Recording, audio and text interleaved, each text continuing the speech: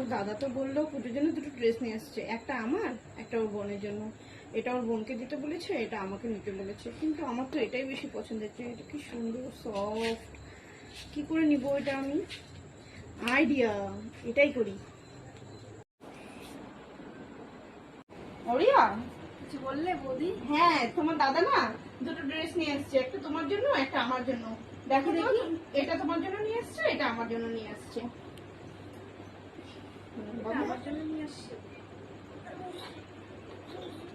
দেখি তোমারটা দেখি। এই যে এটা আমার জন্য, আর এটা তোমার জন্য নিয়ে আসছে। কি সুন্দর সফট। এটা কেমন হয়েছে? দাদা তো বৌদিকে এটাই আগে দিয়েছে, কি করা যায়? আইডিয়া।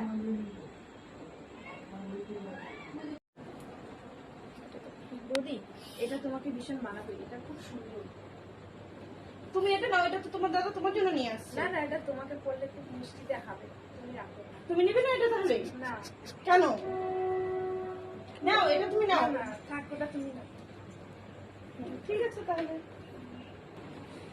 ভালোই হলো। দেখছো আইডিয়াটা কেমন?